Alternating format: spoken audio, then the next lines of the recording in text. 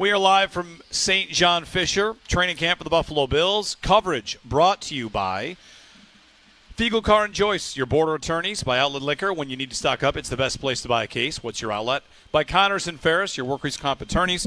And driven by your Upstate Honda dealers for great deals on the entire Honda lineup. Visit your Upstate Honda dealer today. Jeremy White, Sal Capaccio, and Sneaky Joe DiBiase here from the pavilion between Growney Stadium and the grass field. Sal, good morning. Welcome back to another year of training camp. It's great to be back here. It seems like it's so far away, and then it sneaks up on you, and it's here already, right? I went through the timeline yesterday on Extra Point Show of we had the end of the season, obviously ended very, disappointing again. Mm-hmm. And then right away you have press conferences talking about what the to-do list. And then you go right into Senior Bowl, Combine.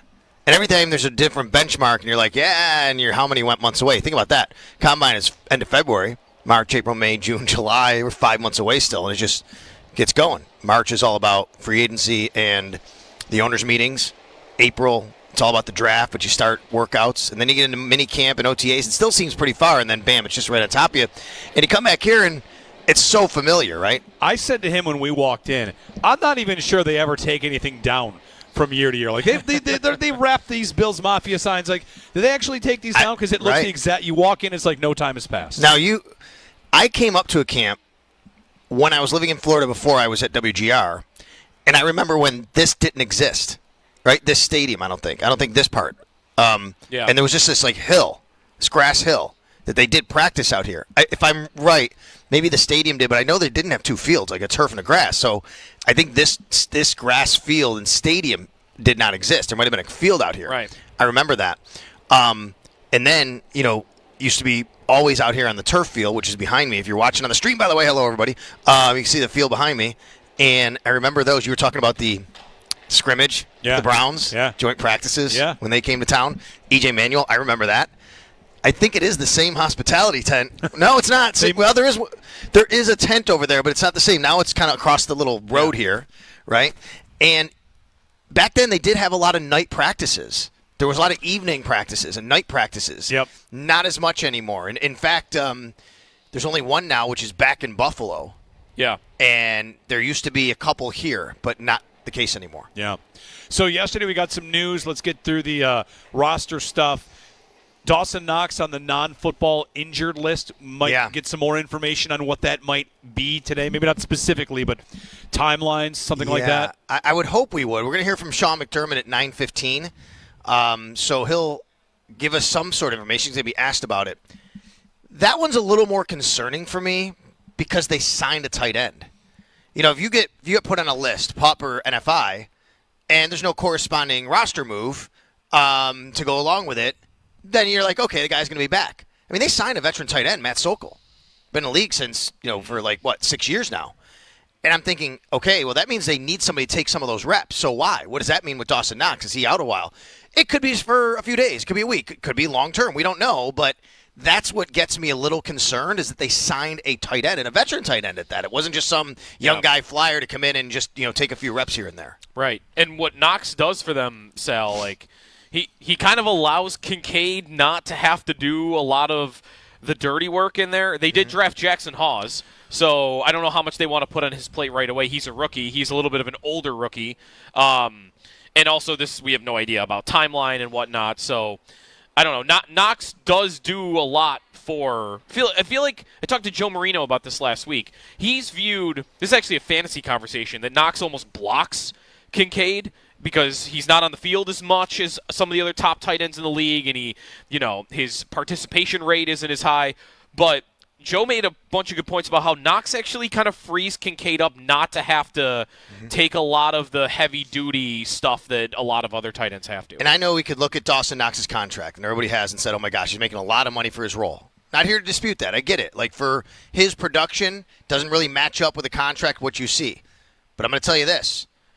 The Buffalo Bills love what Dawson Knox brings to their organization. Yep. And we know this. At the end of the year last year, Sean McDermott was asked a question about specifically, was there a guy that kind of really stepped up this year?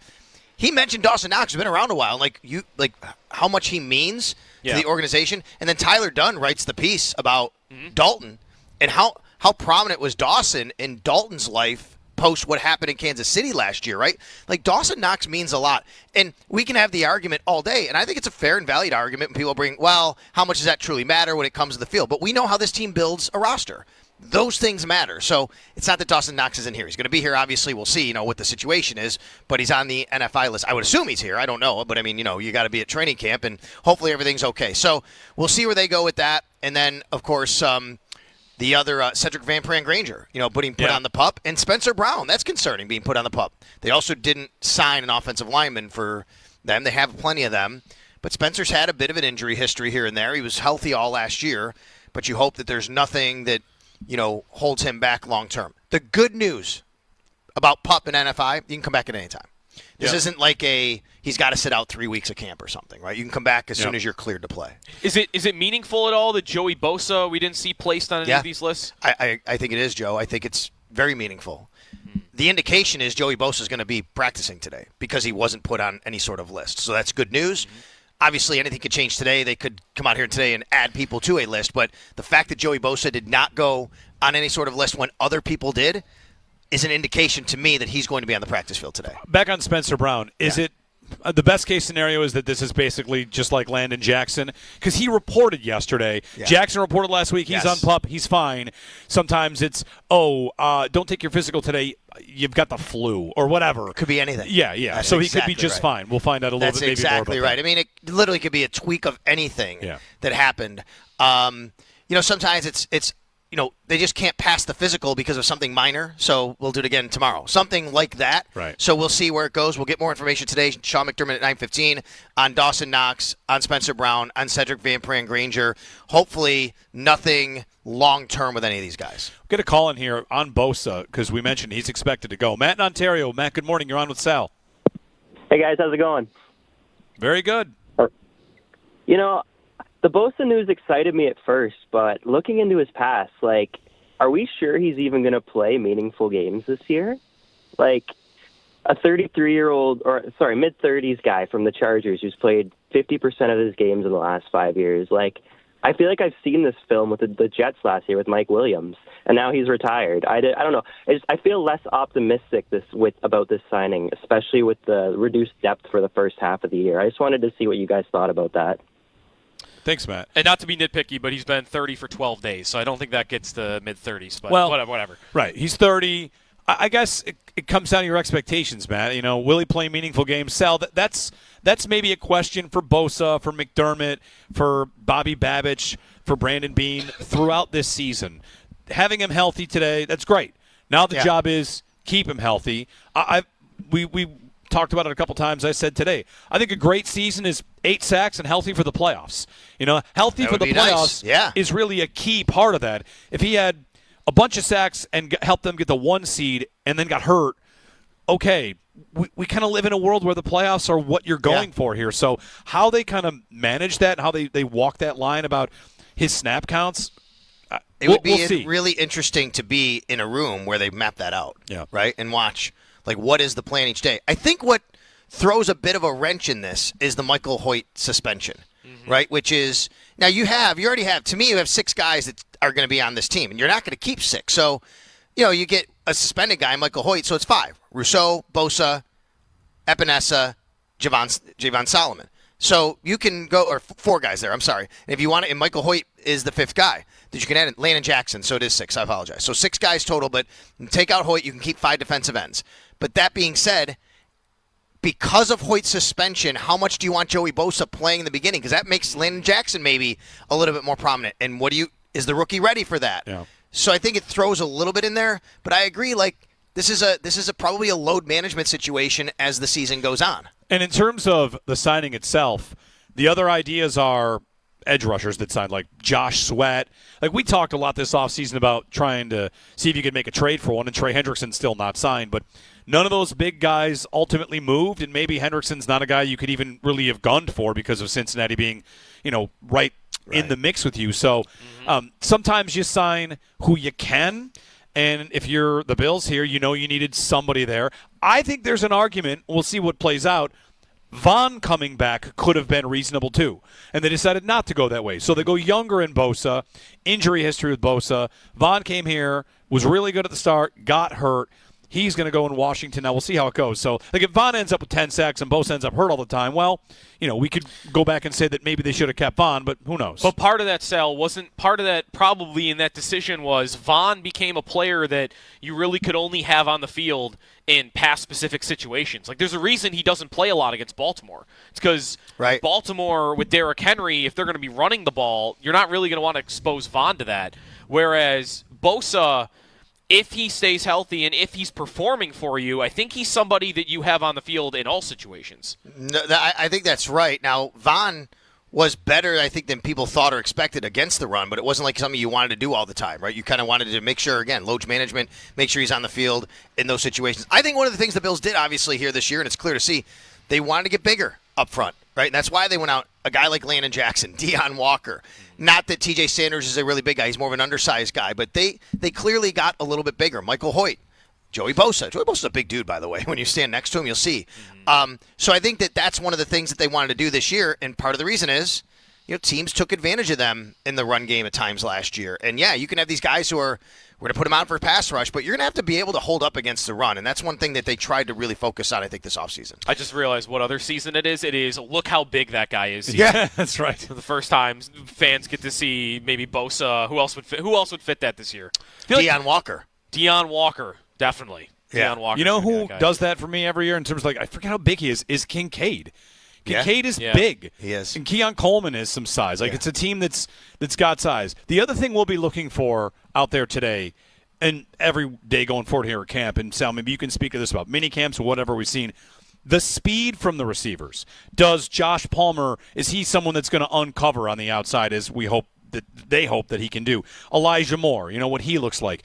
I feel like as it's size season, it's also speed season. How does Curtis Samuel look? The receiving weapons, we're going to want to see that they do have a speed element, because it does feel like it's been a piece that's missing from this offense. When the Bills signed Joshua Palmer, and we still heard it up until recently, fans would say, well, how good can he be? He's the number 3 option with the Chargers. Mm-hmm. I think you'd have to really separate, this is one of those situations where, but his role was way different for that team and that specific offense than it would be for this team and this specific offense. That's a Greg Roman offense that he's playing in versus a Joe Brady offense. And the Bills specifically needed a guy who was a man beater, a separator within the first 15 yards of the line of scrimmage. That's what Joshua Palmer is. He can get down the field, but really his biggest and best skill set is separating between, off the line of scrimmage to 15 yards. Yep. The Bills didn't have that last year. That's what they needed. That's what Stephon Diggs was in his prime. Every time he was throwing the ball 10 yards downfield, it seemed like he was wide open. That's what they've missed. Go ahead. Just to get on a fine point on this, that's where, the receiver conversation is a big conversation on this team. That's where they're definitely better. Last year, against Kansas City, in those moments, they can't get anybody open down the field. And I got something for you on Palmer. Warren Sharp tweeted out yesterday. There are 9 receivers that had 15 targets of 20 yards or more, and the target did not fall incomplete due to wide receiver error. Palmer's on that list along with Brian Thomas Jr., Garrett Wilson, CeeDee Lamb, DK Metcalf, A.J. Brown. The verticality. It's a good list. There's some names like Quentin Johnson's here and Keyshawn Butte. But the point is, Jacoby Myers too. The verticality he brings is something that they tried throwing a lot of go balls to Keon Coleman, and those did not work. I don't know if Coleman's ever going to be the vertical guy there. If Palmer's in that spot instead, if he can hit in the way that MVS maybe was doomed to not do so here. Yep. Palmer giving you that 20-yard target range is a pretty big deal for this offense. It's something that I think that they lacked a lot last year. They were looking to Mac Hollins in those spots, and Palmer's an upgrade. I agree. That was an area where it seemed like the Bills just kind of fell off last year, the mid-range game, right? The mid-range game, which they were really good at for a couple of years, but it just seemed like it was not there last year. And then, really, they haven't connected on deep balls the last couple of years. You go back to Stephon Diggs and some misses a couple of years ago, and then last year, Mac Hollins was open a couple times. They missed on him, and that's, I think, where Elijah Moore comes in too, right? You talked about both Palmer and Moore. Elijah Moore gives you a little bit more of that deep threat speed that I really liked what I saw during OTAs and minicamp. We got to see it translate out here, but I think right now you're looking at that wide receiver group. You look at the the group right now. I'm going to tweet out the overall roster here when we're done with our segment so everybody can see it. I think it's easily Shakir, Coleman, Palmer. I think Curtis Samuel's on this team given the finances and given the fact that I just think it never materialized the way they wanted it to with the injury, and they feel that it still can. It still will be that way. And then to me, it's Elijah Moore at number 5 because of the skill set that we're talking about that he brings. Moore and Palmer. I mean, they're both man beaters, right? And that's one thing the Bills maybe didn't have enough of in their receiver room last year and tried to get with Cooper. You know what's interesting about Palmer? Do you know that big year he had in L.A. where he had 100 targets? Do you know who led that team in receiving? He was the number 1 receiver. So, say it again? He was the number 1 wide receiver, I should say. Eckler. Eckler had 100 catches, not targets, catches in that offense that year. And listen, the Bills throw the ball to running backs, but they're not throwing the ball 127 times to the running back position. Those are dump-offs. And what does Josh Allen do? He's keeping the play alive. And when I'm thinking of guys that can beat man coverage, how many Josh Allen plays throughout time can you think of where he extends a play 5 yards, and now it's playground football, and you've got receivers working back to him? And that sounds like those sound like Josh Palmer plays that maybe he never would have had the opportunity in LA to do. Yeah, that's right. It's that joke we made about how in the movie Old School when Will Ferrell's like, I think we're going to go to Bed Bath & Beyond. I don't know if we're going to have time. But then he goes streaking. Like, that's Josh. They keep him on schedule. They keep him making smart plays. But every once in a while, he wants to let the dog out of the cage. He wants to go deep. And that's how Ray Davis gets a 50-yard catch in New York against the Jets. That's how Ty Johnson gets that 4th down touchdown catch against Denver. Like, these running backs get throws down the field because Allen looks down the field pretty consistently. That's how Keon Coleman, did he lead the league in targets on go routes? Like, it's still a run-heavy team. They're really well structured and all that. But if Allen has a guy that all of a sudden he can find down the field, I think he's going to lean on that. And obviously, having time in the pocket to be able to do that. Last year they set records for fewest times he was sacked, right? And that's a big part of it, keeping Josh Allen clean, giving him the ability. He can move around back there, but if he has an extra half second to throw, that gives these guys a little bit more extra time. And last year was a very good year for the offensive line, and they have everybody back. Now, obviously, Spencer Brown is on the pup. We know that. But, I mean, I can't remember. I had Eric Wood on yesterday, and I was on his podcast as well, and we talked about how the fact that, like, neither of us could remember any team that's had all 10 main offensive linemen returning. Yeah. It's unbelievable. Yeah, and from crazy. A really good group, by the way. Yeah. Yeah, the battle on offensive line is for the 10th spot? Yeah, that's right. That's exactly right. 10th spot at O-line. Like, tight ends kind of figured out. Yeah. Really, running back is figured out. And we've talked about how receiver is, like, it'd be surprising if it's about the top special 5. Teams. Yeah, it's about special teams. I wonder, because we've asked you about Shavers a little bit, Sal, maybe if he could sneak his way on, but he'd have to beat somebody out.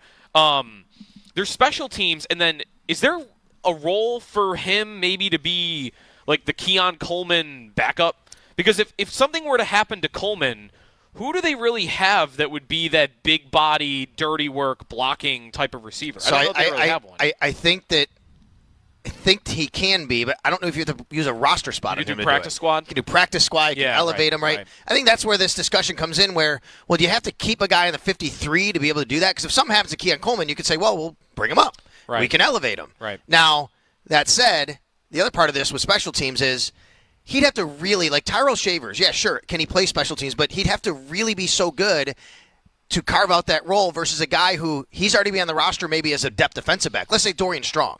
Like, can you see Dorian Strong not making this team as a 6th-round pick? That'd be tough. If you release him, any team can take him. Right. He's going to probably have to play special teams.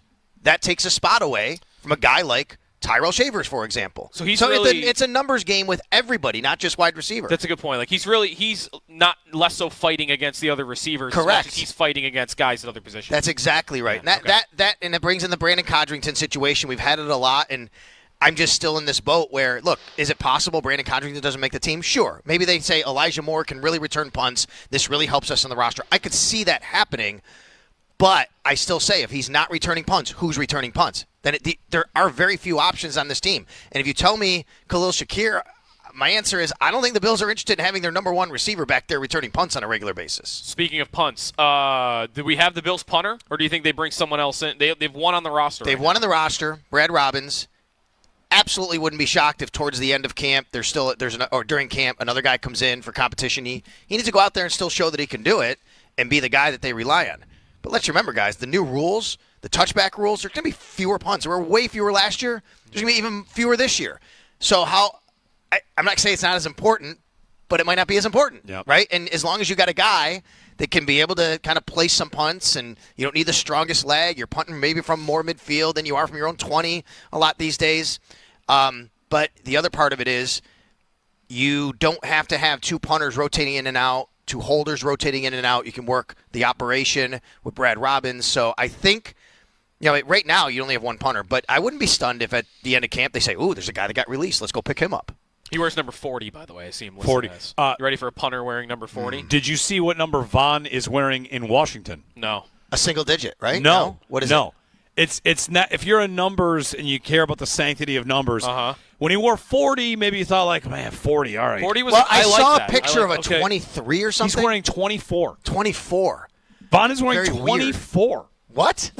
Very weird. A number. 24 on a pass rusher. Yeah.